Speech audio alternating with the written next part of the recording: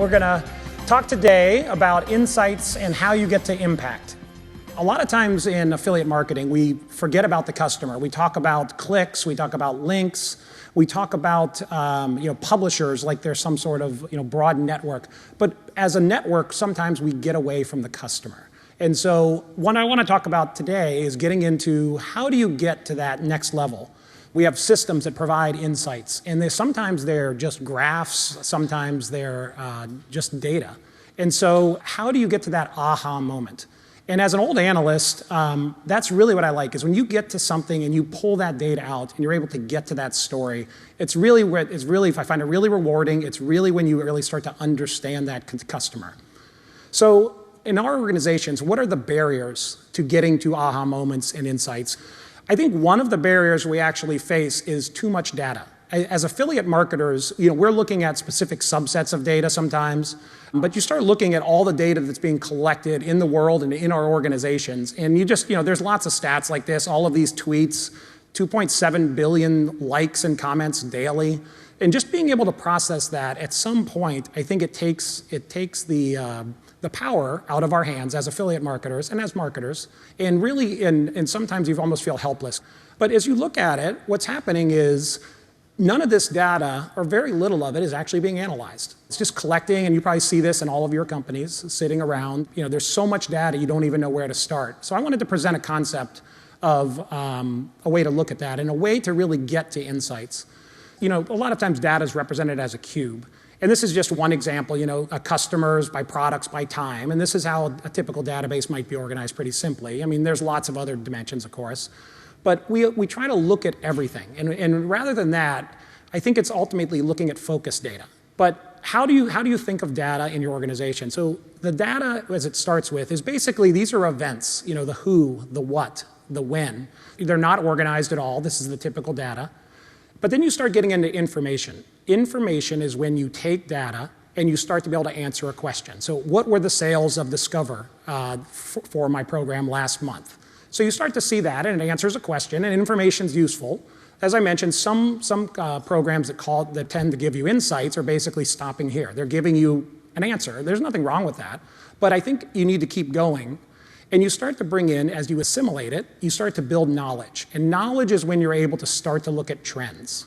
So you're taking information, you're looking at sales, for example, over a time period. You're starting to look at products and looking at that over time. And I think that's only still a certain level. You need to go one more deeper. And that's continuing to peel back and ask those questions and getting to the wisdom or insights. And this is really when you're able to start to understand what's going on. So why are people buying these products? And it's really knowing and understanding where and how that your sales are coming from, as opposed to just presenting it as a data element. There are some things we do, and I have an example here of one that came up in one of the programs that we manage, looking at like a little small piece of data, and from that, how we were able to evolve that and really grow and change the program. So we work with a retailer, online only. They are a multi-channel retailer, but they can't ship internationally. So they had all kinds of publishers calling them up, asking to join the program. And in a lot of programs, it would just stop here. These people would be rejected. You would never have this. So you have your market that's the United States. Meanwhile, there's all these publishers who are interested in your program that you're not bringing in. So what we did, though, was drill down in something as simple as IP addresses. So we started looking at where are all the clicks coming from. And so looking at the clicks, we were able to find a large proportion coming from overseas. When we compared that to sales, of course, those didn't match up. And so what we were able to do, though, was look at the shipping addresses on the advertiser side. They were able to go back, and we were able to look at where known dropshippers were. And so we were able to match up the addresses to where they were going. Certain addresses were getting large volumes of products. So in looking at that and talk to the dropshipper, all of these products were going to China.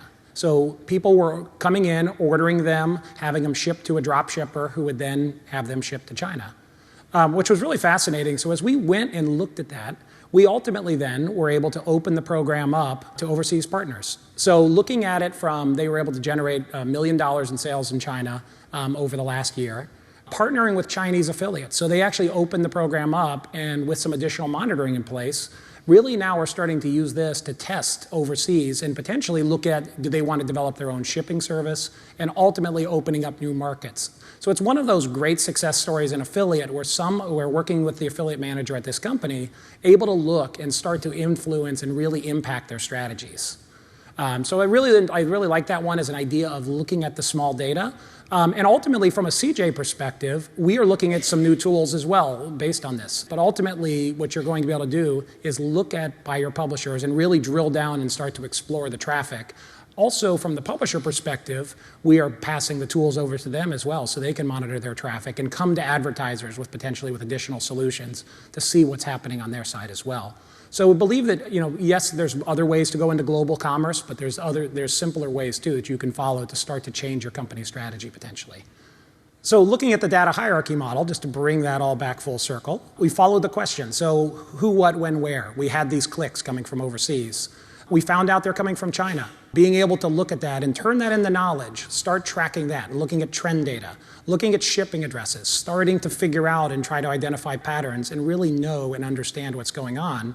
And then we were able to start to explore. So they now have launched a research project to start to look at the Chinese consumer. How do they want to market to the Chinese consumer? And starting to use the affiliate program potentially as a distribution source. So you keep asking those questions and keep going and moving forward. And ultimately you get to that moment where you're able to change the company's strategy as an affiliate manager, which I thought was really a great story.